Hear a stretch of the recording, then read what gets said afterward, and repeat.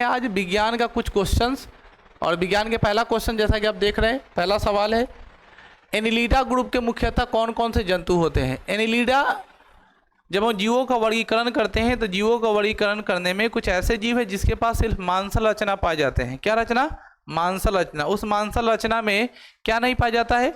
तो उसमें कोई हड्डी नहीं पाया जाता है। जैसा कि आप देख सकते हैं केचुआ और जोंक। याद रखिएगा, एनिलिडा वर्ग में वैसे समूह के जीव आते हैं जिसमें हड्डी नहीं पाया जाता है, सिर्फ क्या पाया जाता है? मांस, और वो रेंग करके चलते हैं। जैसे आप लोग जानते हैं जोंक और केचुआ। जोंक और केचुआ ऐसे जीव हैं जो क्या करते हैं? रेंग करके चलते हैं। क्या करके चलते हैं? रेंग करके। अगला सवाल है ऑर्थोपोडा ग्रुप के मुख्यतः कौन से जंतु है बच्चों? ऑर्थोपोडा ग्रुप के जो जीव होते हैं वो कौन होते हैं? तिलचट्टा होते हैं, मच्छर होते हैं, खटमल होते हैं और मक्खी होते हैं। इसमें से मच्छर ऐसा जीव है जिसके मुंह में कितना दांत होता है? 22। मच्छर के मुंह में कितने दांत होते हैं? 22।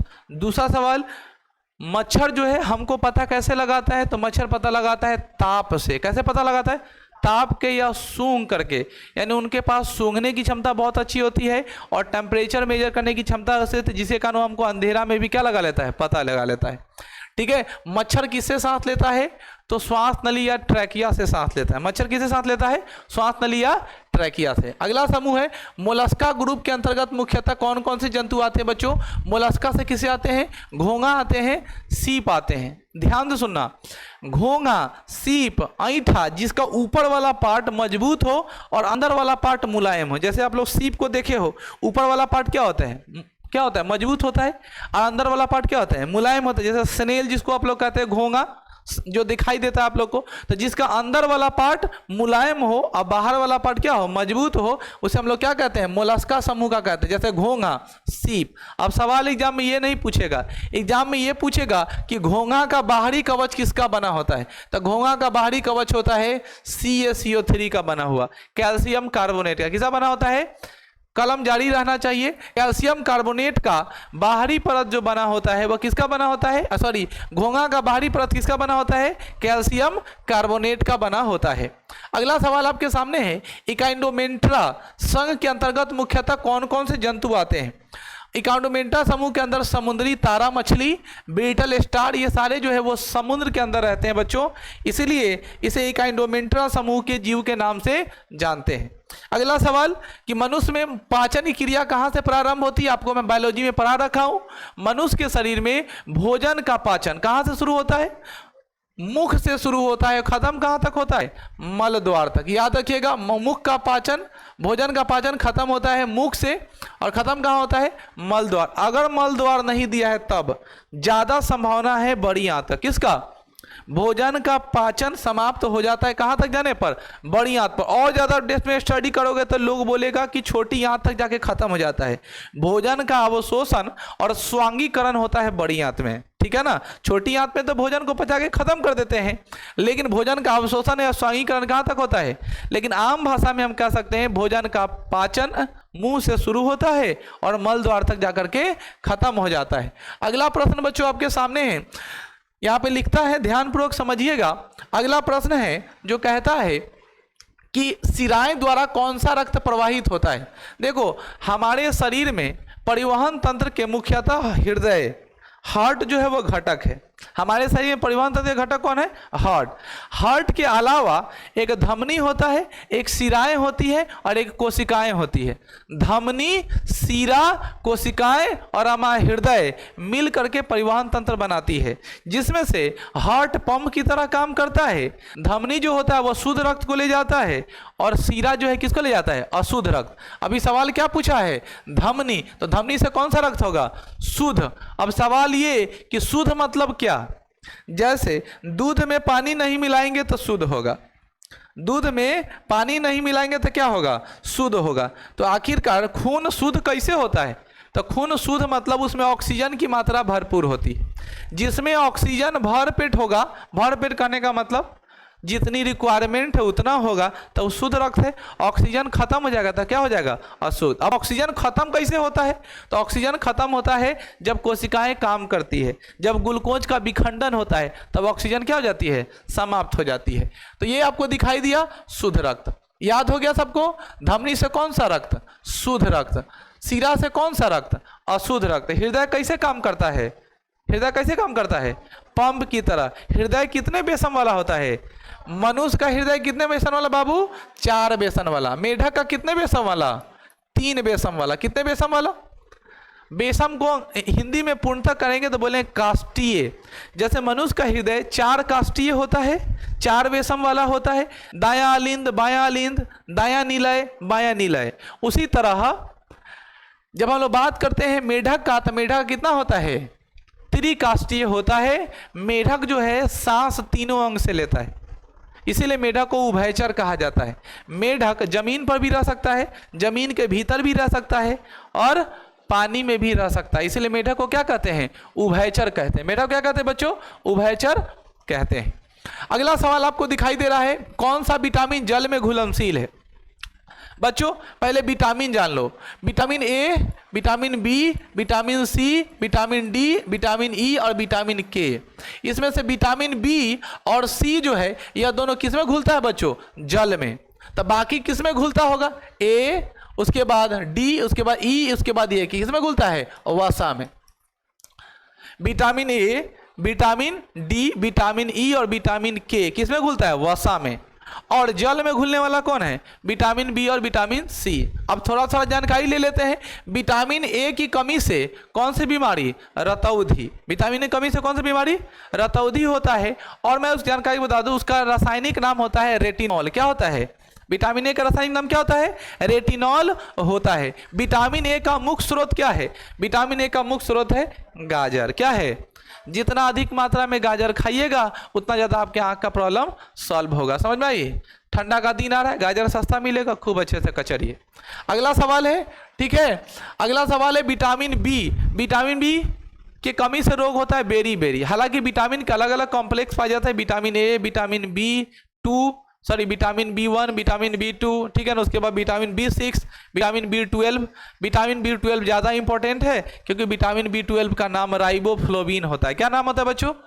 उसके बाद आते हैं हम लोग किसका? Vitamin C. विटामिन सी का रासायनिक नाम क्या होता है? Ascorbic acid. विटामिन सी का रासायनिक नाम क्या होता है? Ascorbic acid. और विटामिन सी सबसे ज़्यादा खट्टे फलों में पाया जाता है। विटामिन सी सबसे ज़्यादा किसमें पाया जाता है?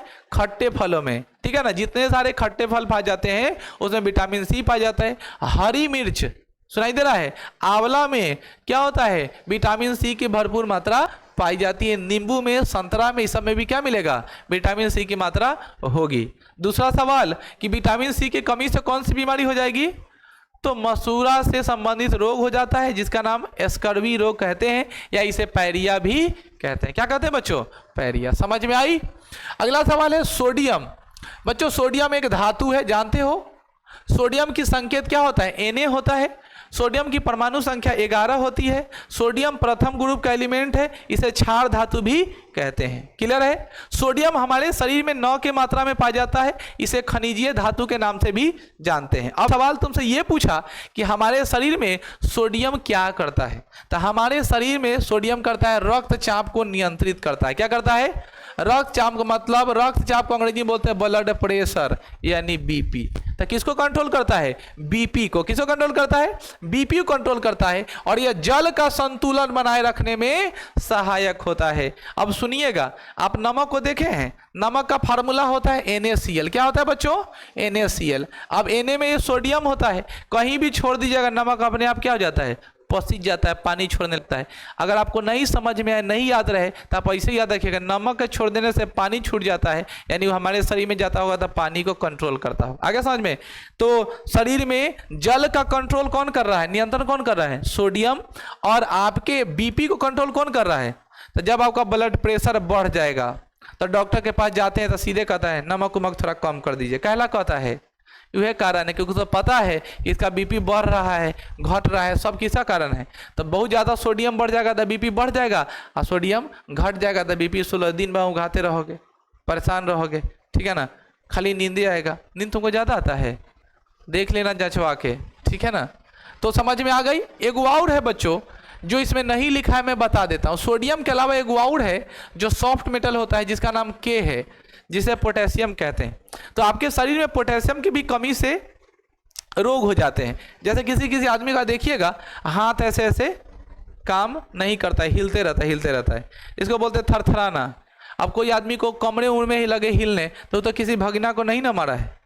लोग कहता है कि भगिना के मारला से हाथ थरथराता है, तो भगिना के मारला से हाथ कहीं थरथराता है। आपके बॉडी में पोटेशियम की कमी हो जाएगी। किसी कमी, जब शरीर में पोटेशियम की कमी हो जाती है तब आपके बॉडी का ये सिस्टम काम नहीं करता है, आपकी नसें कंट्रोल में नहीं रहती है। अब क्या होने लगता है, कांपने लगता है, हिलने लगता है। समझ में आई? तो तुम पोटेशियम की पूर्ति कर दो रहो बॉडी में, अब भगिना के तौल तौल के मारते रहो, ठीक है ना, कोई भी दिक्कत नहीं आएगा। ठीक है, तो अगर आपके पास ऐसा व्यवस्था है और नीचे लिख ही दिया है, क्वेश्चन है भी, देखिए निचले वाले में पूछ दिया है। चूंकि एक ही दिन का एग्जाम है इसीलिए अलग अलग पाली में उसी टाइप का सवाल पूछता है रिलेटेड। पोटेशियम का कार्य क्या है, तो हृदय की धड़कन। जब कोई आदमी बोल दे कि आज तुम्हारा टेस्ट होने वाला है, ठीक है ना, तो अपने आप बीपी बढ़ जाता है, ठीक है ना। लेकिन खैर, हृदय की धड़कन एवं नाड़ी संतान के कार्यों का संचालन कौन करता है, समझ रहे हैं ना। ये नाड़ी है तुम्हारा, ये तेज चलेगा धीरे चलेगा, इसका नियंत्रण कौन किसके पास है, समझ में आ गई। तो हृदय की धड़कन, ठीक है ना, नाड़ी संस्थान की क्रिया कौन करेगा बच्चों, पोटेशियम करे। कौन करेगा, पोटेशियम। समझ में आ गई सबको। चलिए आगे हम लोग बढ़ेंगे। अगला सवाल है, ग्लूकोज के बिना ऑक्सीजन की उपस्थिति में मांसपेशियों की प्रतिक्रिया कर क्या बनाता है। पहले समझो, ये ग्लूकोज का फार्मूला होता है बच्चों C6H12O6। सुनाई दिया, ग्लूकोज का फार्मूला क्या होता है, C6H12O6। जो ये ग्लूकोज जो है वह विखंडित होता है। क्या होता है, विखंडित होता है। कहाँ विखंडित होता है, माइटोकॉन्ड्रिया में। क्या होता है, माइटोकॉन्ड्रिया में। किस रूप में टूटता है, एटीपी के रूप में। किस रूप में, जैसा कि आप लोग पढ़े हैं, जब एटीपी के रूप में टूटता है, टूटेगा कब, जब हम लोग श्वसन करेंगे। श्वसन की क्रिया जब होगी तो श्वसन दो प्रकार के होते हैं, एक का नाम ऑक्सीजन श्वसन है, एक का नाम है अनऑक्सीजन श्वसन। ऑक्सीजन श्वसन ऑक्सीजन की उपस्थिति में होगा, अनऑक्सीजन श्वसन ऑक्सीजन के अनुपस्थिति में होगा। Doubt clear.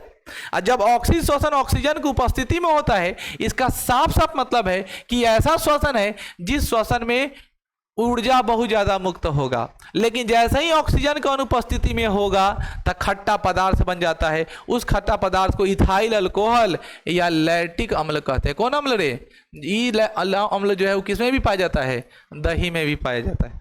ठीक है, तो सवाल आपसे बोलेगा कि दही में कौन सा अम्ल पाया जाता है, लैक्टिक अम्ल। दही में कौन सा अम्ल पाया जाता है, और ऑक्सीजन की अनुपस्थिति में सांस लेने से कथी होता है, क्या होता है बच्चों, तो लैक्टिक अम्ल जम जाता है या इथाइल अल्कोहल होने लगता है। यह बनने के कारण आदमी के बॉडी में दर्द भी होने लगता है। पैर में दर्द होने लगेगा, कमर में दर्द होने लगेगा, या जिस भाग से तुम ज़्यादा काम किए हो उसी भाग में ज़्यादा दर्द होने लगता है। आगे समझ में। तो ऑक्सीजन की अनुपस्थिति में कौन सा अम्ल बनता है बच्चों, लैक्टिक अम्ल बनता है। अथवा हमें रुक रुक के काम करना चाहिए ताकि बॉडी में ऑक्सीजन की मात्रा फुलफिल होता रहे। ठीक है, जैसे आप लोग देखोगे बंद कमरा में जब तुमको सुला दिया जाएगा, दिन भर तुमको सुताएंगे बंद कमरा में, तो ऑक्सीजन की कमी हो जाएगी और उठोगे सूत करके देह हाथ बहुत ज़्यादा दर्द करेगा। क्योंकि सोच रहे अब भाई हम अभी क्या बोले हैं, बंद कमरा में। बंद कमरा का मतलब क्या होता है, ठीक है ना। चलो आगे हम लोग बढ़ते हैं। AIS बनेगी पक्का, हर बात का लेकिन लगा देते हैं, मतलब इसका दिमाग बहुत चलता है। अगला सवाल, ग्लूकोज ऑक्सीजन की उपस्थिति में बैक्टीरिया या ईस्ट की प्रतिक्रिया का क्या बनाता है। अभी बता रहा हूं, ग्लूकोज बिना ऑक्सीजन मतलब ऑक्सीजन की अनुपस्थिति में, तो मैं बोला ना इथाइल अल्कोहल। इथाइल अल्कोहल का फार्मूला क्या होता है बच्चों, C2H5OH। C2H5OH। ठीक है, जैसे अभी BPSC का एग्जाम हुआ है, तो जब कभी कल ज़्यादा नॉलेज हो जाता है ना तो आदमी थोड़ा लेप देता है। जैसे हमारे, अब थोड़ा बात बता रहा, जैसे हमको पता है एक नाम है जिसका नाम है बतख मियाँ, ठीक है, और ऑप्शन में दिया था बटक मियाँ, ठीक है, तो हमको पूरा नॉलेज है ना कि नाम है बतख मियाँ, ऑप्शन में क्या दिया, बटक मियाँ, ठीक है ना। अब दे दिया, हम कह रहे त होगा ख होगा, अदेले बटक, हम लगा दे इनमें से कोई नहीं। और आयोग कह रहा है कि ट्रांसलेट मिस्टेक है, टी से त और टी से ट, तो है वो, तैयो तक कोई आ रहा होगा ना, ख होना चाहिए ना। लेकिन अब देखो क्या आंसर लेता है। तो कभी कल ज़्यादा नॉलेज हो जाता है ना तो वर्ड पर भी हो जाता है कभी किसी बात को ज़्यादा नहीं सोचना चाहिए। जैसे हम यहाँ सोच लिए और गड़बड़ करके आए, ज़्यादा सोचने का नतीजा कि एकदम सही से मारना है, तो अच्छे से पढ़ के चक्कर में अगर तरीका सा नहीं बो आ तो देखते मार देते बतख तो हो सकता है सही हो जाता, लेकिन ज़्यादा देखे बो आ टो आ क के चक्कर में रह गए तो गड़बड़ा गया कि नहीं गड़बड़ा गया। तो कुछ चीज़ें ऐसी होती है कि ज़्यादा नहीं सोचना चाहिए। यहाँ पे देखो, ऑक्सीजन की उपस्थिति में ग्लूकोज की प्रतिक्रिया होती है तो क्या बनता है। जब ऑक्सीजन की उपस्थिति में ग्लूकोज की प्रक्रिया होती है तो बॉडी में क्या बनता है बच्चों, कार्बन डाइऑक्साइड CO2 और जल बनता है, मतलब पानी बनता है। समझ में आया, यानी कार्बन डाइऑक्साइड बनता है, ऊर्जा मुक्त होती है और जल बनता है। कार्बन डाइऑक्साइड ऊर्जा मुक्त होती है और, सुनाई दिया सबको। अगला सवाल है, एनिलीडा में उत्सर्जन के लिए किस प्रकार उत्सर्जी अंग होता है, नेफ्रिडिया। एनिलीडा में उत्सर्जन के किस उत्सर्जी अंग द्वारा होता है, नेफ्रिडिया। नेफ्रिडिया मतलब समझते हो, जैसे आप लोग देखे हो सबसे ऊपर ही आप लोग देख पा रहे हो, सबसे ऊपर ही आप सबसे पहला सवाल किए थे, यहाँ पर लिखा हुआ था, ठीक है ना। एनिलीडा ग्रुप के कौन कौन जंतु है, जोंक और केंचुआ। तो ये दोनों हगता कहाँ से है, बाथरूम कहाँ से निकलता है, टूड़ी वाला भाग से, अंतिम वाला भाग से ससर सर। देखे हो ना केंचुआ को टॉयलेट करते हुए मट्टी का घर बनाते देखे हो, 2 तल्ला 3 तल्ला लंबा लंबा बनाता है, तो कैसे करता है, पाड़ता है पीछे से जिलेबी लेखन। तो वो जिस भाग से निकालता है ना उसी भाग को हम लोग बोलते हैं नेफ्रिडिया। क्या बोलते हैं, नहीं देखो चेहरा को नेफ्रिडिया कहते हैं, नेफ्रिडिया। हम लोग पहले बचपन में जाते थे ना तो चेहरा जो टॉयलेट करता था, अभी के टाइम में ना चेहरा बहुत टॉयलेट करके घर खड़ा करता है, तो हम लोग बहुत उसका घर उठा उठा के जमा करते थे और उसको जोड़ते थे फेविक्विक से कि लम्बा हो घर। तुम लोग कुछ नहीं किया हो। ये केंचुआ जो है अपना नेफ्रिडिया से बाथरूम कर दिया और बाथरूम मट्टी हकता है, इसीलिए वो इतना खराब नहीं होता है। और उसको हम लोग क्या करते हैं, ऊपर नीचे जोड़ करके लंबा करते थे। तो ये आप लोग बचपन में थोड़ा ध्यान दीजिए, आप लोग तो मोबाइल से फुर्सते नहीं है। अगला सवाल है, मूत्र का पीएच मान किसके बराबर होता है। बच्चों मैं बता दूं मूत्र के बारे में, हालांकि यहाँ पे ये नहीं कंफर्म किया है कि आदमी का मूत्र या गोमूत्र या कुछ भी, लेकिन मैं बता दूं मूत्र का पीएच मान कितना है बच्चों, 6। अब सुन लो, मूत्र जो होता है वो पेशाब में 96% पानी होता है। कितना प्रतिशत, जो हम लोग यूरिन डिस्चार्ज करते हैं उस यूरिन में 96% वाटर होता है। 2% जो होता है बच्चों वो होता है यूरिया। 2% क्या होता है, यूरिया होता है, और 2% जो होता है वो होता है यूरिक अम्ल, यूरिक एसिड। तो पेशाब में 96% जल, 2% यूरिया, 2% यूरिक अम्ल। तो देखोगे डिस्कवरी वगैरह चैनल पे तुम लोग देखते होगे, जिस जगह पर पानी की किल्लत होती है आदमी अपने बॉडी से यूरिन डिस्चार्ज किया, उसमें से यूरिया को निकाल दिया, यूरिक एसिड को निकाल दिया, बाकी 96% जल हो गया, उसको पी लिया फिर दोबारा, ठीक है ना। यानी 100 ग्राम जल में से उसका चांस है कि 96 ग्राम जल क्या करेगा, उपयोग में ला लेगा, ठीक है ना, क्योंकि वो फिर पानी हो गया, ठीक है ना। यूरिया और यूरिक एसिड निकाल देंगे तो कहानी खत्म। अब सवाल ये कि पेशाब में गंध क्यों होता है, तो पेशाब में कोई गंध नहीं होता है। यही यूरिया जब वायुमंडल में छोड़ देते हैं तो वायुमंडल का ऑक्सीजन से अभिक्रिया करके अमोनिया बनाता है। क्या बनाता है बच्चों, और यही अमोनियम गैस से क्या होता है बच्चों, बदबू आता है, स्मेल आता है। अथवा जब भी आप यूरिन डिस्चार्ज करें तो वहाँ पे पानी फ्लश कर दे जिससे वो क्या हो, बह जाए, और नहीं तो वो गोली आता है, ठीक है ना, उसको रखते रहिए जिससे स्मेल क्या होगा, कम रहेगा। अगला सवाल है, बहिस्रावी और अंतःस्रावी ग्रंथि में होती है। बच्चों देखो ध्यान से, आंसर नहीं दिया, ऊपर दिया हो कहीं। अंतःस्रावी और बहिस्रावी, सबसे पहले समझो ग्रंथि क्या है। ग्रंथि क्या होता है, जो हार्मोन को रिलीज करे, ठीक है। जैसे जब आप यंग होइएगा, जैसे जैसे आपके ऊपर हार्मोनल इफेक्ट होगा तो त्वचा तैलीय होने शुरू हो जाएगा, मूंछ दाढ़ी आना शुरू होगा, एक लक्षण ये भी है, ठीक है ना, ठीक है। घाव चेहरा पर आना शुरू होगा, ठीक है ना। ये सब क्या है, हार्मोनल प्रॉब्लम है, यानी अब ग्रंथि से इंट्रोड्यूस हो रहा है, निकल रहा है वो हार्मोन जो आपको दिखाई दे रहा है। अगर ये नहीं निकल रहा है तभी प्रॉब्लम है, निकलना चाहिए, जरूरी भी है, उम्र के अनुसार वो भी आएगा। तो यहाँ पर देखो, बहिस्रावी अंतःस्रावी ग्रंथि कौन है, उसको बोलते हैं बच्चों अग्नाशय। क्या बोलते हैं, नाम याद रखेंगे, अंतःस्रावी और बहिस्रावी ग्रंथि कौन कौन है, अग्नाशय। अग्नाशय को क्या बोलते हैं, अंतःस्रावी ग्रंथि और बहिस्रावी ग्रंथि दोनों। अग्नाशय को क्या बोलते हैं, अंतःस्रावी ग्रंथि और बहिस्रावी ग्रंथि दोनों बोलते हैं। अग्नाशय को क्या बोलते हैं बच्चों, अंतःस्रावी और बहिस्रावी ग्रंथि। याद हुआ सबको। चलिए अब अगले सवाल की तरफ बढ़ते हैं, जो कि यहाँ पर लिखा भी हुआ है, मैं पढ़ दिया हूँ। क्या लिखा हुआ है बच्चों, अग्नाशय को क्या कहते हैं, अंतःस्रावी और बहिस्रावी ग्रंथि कहते हैं।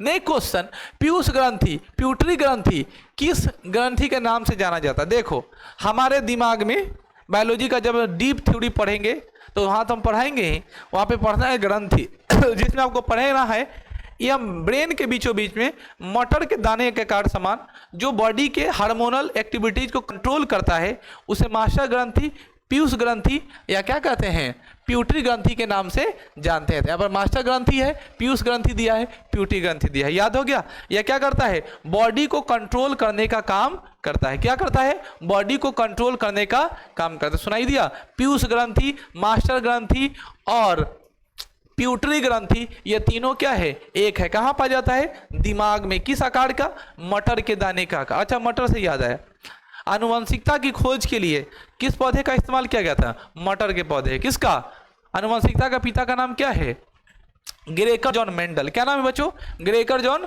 मेंडल। ऐसा ही बहुत सारा क्वेश्चन याद हो जाएगा। चलो अगले सवाल की तरफ बढ़ते हैं। अगला सवाल, स्प्रिंग को अपनी समान लंबाई पर वापस लौटने के लिए लगने वाला बल क्या कहलाता है। देखो, स्प्रिंग पकड़ लिए, ऐसे धक्के लमड़ा दिए, तो ये बाहर की तरफ खींच रहे हैं, तो ये बल बाहर की तरफ लग रहा है। और जब इसको छोड़ दोगे तो अपने आप क्या हो जाएगा, अंदर सिकुड़ जाएगा, उसमें लगाने की कोई जरूरत।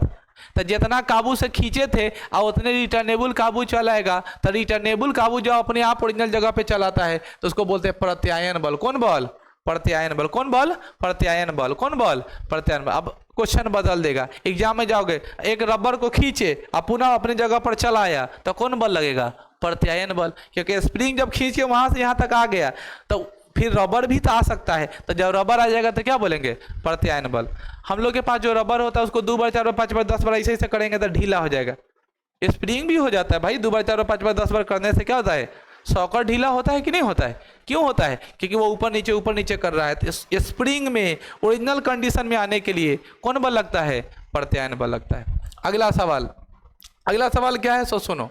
अगला सवाल है, पौधों के लिए सबसे अच्छा उर्वरक कौन सा है। देखो, उर्वरक कंपोस्ट होता है। कंपोस्ट क्या होता है, तो कंपोस्ट होता है जो पेड़ पौधे के अवशेष पदार्थों से तैयार करते हैं। पेड़ पौधों के अवशेष पदार्थ, पत्तियों से, उनके विभिन्न भागों से, गाय के मल मूत्र से जो तैयार करते हैं उसे हम लोग क्या कहते हैं, कंपोस्ट कहते हैं, जिसे आम भाषा में सेलरिच के नाम से जानते हैं। क्या जानते हैं, सेलरिच या वर्मी कंपोस्ट भी उसे कहते हैं। तो पेड़ पौधों के लिए सबसे उपयुक्त क्या है, कंपोस्ट, या इसे बोलते हैं कार्बनिक। क्या बोलते हैं बच्चों, कार्बनिक खाद। कौन खाद, हम लोग को कार्बनिक खेती पर ध्यान देना चाहिए और ऑर्गेनिक खेती करेंगे ना तो हम लोग स्वस्थ रहेंगे। आज के समय हम लोग क्या हैं, बीमार ज़्यादा पड़ते हैं। बीमार ज़्यादा पड़ने का मेन कारण क्या है बच्चों, सबसे ज़्यादा मेन कारण है बीमार पड़ने का कि हम लोग ऑर्गेनिक खेती नहीं करें, केमिकल पर बहुत ज़्यादा ध्यान दे रहे हैं। और केमिकल पर ज़्यादा ध्यान देने का यही प्रतिक्रिया है कि ज़्यादा केमिकल वाला खा रहे हैं तो तरह तरह का चीज़ हमारे बॉडी के अंदर क्या हो रहा है, स्टोर हो जा रहा है, और वही हमको क्या दे रहा है, बीमारी। बचिए उससे। अगला सवाल है, पेट्रोलियम किस प्रकार के चट्टानों में पाया जाता है। पेट्रोलियम के प्रकार के, अवसादी चट्टान में। चट्टान कितने तरह का, 3 तरह का। कौन कौन, आग्नेय चट्टान, अवसादी चट्टान और रूपांतरी चट्टान या कायंती चट्टान कहते हैं। आग्नेय चट्टान, अवसादी चट्टान, रूपांतरी चट्टान। पेट्रोल कहाँ पाया जाता है, अवसादी में। भारत में सबसे ज्यादा पेट्रोल कहाँ है, मुंबई तेल हाईवे जो क्या है, महाराष्ट्र में पड़ता है। याद रखें बच्चों, अवसादी चट्टान। कौन चट्टान, अवसादी चट्टान। अगला सवाल है, गुब्बारों को उड़ाने के लिए काम में लाई जाती है। देखो, काम में लाई जाती है हीलियम, गलती दिया, कौन गैस होगा, हाइड्रोजन गैस होगा। कौन सा गैस बच्चों, हाइड्रोजन। हीलियम गैस नहीं उपयोग में लाते हैं, कौन गैस लाते हैं, हाइड्रोजन गैस। ठीक है, हाइड्रोजन वायुमंडल में जो गैस होता है वो हल्का होता है, जब उसमें बैलून में हवा भरिएगा तो वो अपने आप लगेगा क्या है, उड़ने। तो कौन गैस का इस्तेमाल करते हैं बच्चों, हाइड्रोजन का। किसका रे, हाइड्रोजन का। अगला सवाल है, डीडीटी का उपयोग किस रूप में किया जाता है बच्चों। डीडीटी जो है जिसका उपयोग कीड़े को मारने के लिए करते हैं। डीडीटी क्या करते हैं, कीड़ा मारने के लिए करते हैं। तो जो कीड़ा मारने के लिए रहेगा उसको बोलेंगे पीरकनाशी। क्या बोलेंगे, पीरकनाशी। कीड़ा मारने वाला क्या बोलते हैं, पीरकनाशी या कीटनाशी। ठीक है ना, क्या बोलते हैं, कीटनाशी। सुनाई दिया, कीटनाशी या क्या कहते हैं, पीरकनाशी। अगला सवाल है, कहता है एथेनॉल में अत्यधिक सेवन करने से कौन सा अंग प्रभावित होता है। ज्यादा दारू पीजिएगा, सवाल। शराब का नाम है बच्चों एथेनॉल। क्या नाम है, C2H5OH। ज्यादा शराब पीने से पहले क्या डैमेज होगा, लीवर। जो भी शराबी आदमी होगा उसका लीवर पहले खराब होगा। लीवर इसलिए क्योंकि उसमें पस जम जाता है। ठीक है, गुटखा खाने वाला आदमी का लीवर डैमेज होगा। जो चीज आता है वो यकृत से होकर के जाता है। ज्यादा तेल मसाला खाइएगा, लीवर फूल जाएगा। अथवा भोजन ठीक ठाक पच रहा है कि नहीं, उसमें योगदान किसका है, लीवर का। इसलिए शराब तो एकदम नहीं छूना है, ठीक है ना। बिहार में सबसे अच्छा काम कथी हुआ है, शराबबंदी, लेकिन अफसोस इस बात का है सिर्फ बंदी हुआ है, ठीक है ना, मिलता सब जगह है, ठीक है ना। लेकिन तुम याद रखना, शराब पीने से सबसे पहले क्या खराब होगा, लीवर। क्या खराब होगा, लीवर या यकृत। फार्मूला क्या होगा, C2H5OH। अगर OH जहां लग जाए वो कौन सा समूह होता है, अल्कोहल। जहां OH लगेगा क्या होगा, अल्कोहल। जहां OH लगेगा क्या होगा, अल्कोहल। शराब पीने से क्या होता है, कौन सा अंग डैमेज होता है, यकृत। कौन सा, यकृत। यह यकृत के बारे में जान लो। लीवर हमारे शरीर की सबसे बड़ी ग्रंथि है। लीवर का वजन 1.5 किलो होता है। कितना किलो, एक स्वस्थ मनुष्य के शरीर के अंदर लीवर का किलो का, 1.5 किलो का, 1.5 kg, ठीक है ना। याद रखिएगा लीवर का वजन कितना है बच्चों, 1.5 किलो का, ठीक है। कितने किलो का हो, 1.5 किलो का, ठीक है। आगे हम लोग बढ़ते हैं। अगला सवाल क्या कहता है, सभी अम्लों में, वो तो नहीं बता पाएंगे, वयस्क का हम लोग ज़्यादा काउंट करते हैं। अलग अलग बच्चा का अलग अलग ग्रोथ है, तो बच्चे का कंफर्म हम नहीं बता सकते, ठीक है। जैसे बच्चों में हड्डियों की संख्या होती है 308, 300 से अधिक। मनुष्य में हो जाता है कितना, 206, ठीक है ना। तो बच्चा में हड्डी ज़्यादा रहता है, सियाने जैसे जैसे होते वैसे वैसे क्या होता है, कम हो जाता है। इसीलिए लड़का सबको देखोगे सुबह शाम तेल लगा के साफ इन्ने सा ईंट के उन्ने मुर्गा लेखन आदमी करते रहता है, क्योंकि अगर उसको सुबह शाम तेल नहीं लगाएगा तो क्या हो जाएगा, लड़का दर्द के मारे मर जाएगा, एक आधे 2 दिन में टाइट हो जाएगा, तू कहोगे डाइन खा गया, ठीक है ना। क्योंकि बच्चे में हड्डी की संख्या क्या होती है, बहुत अधिक होती है। और जब बच्चा तेजी से विकास करता रहता है तो सारी मांसपेशियां हड्डी क्या होती रहती है, जुड़ने लगती है। और जब जुड़ रहा है तो दर्द होवे करेगा ना।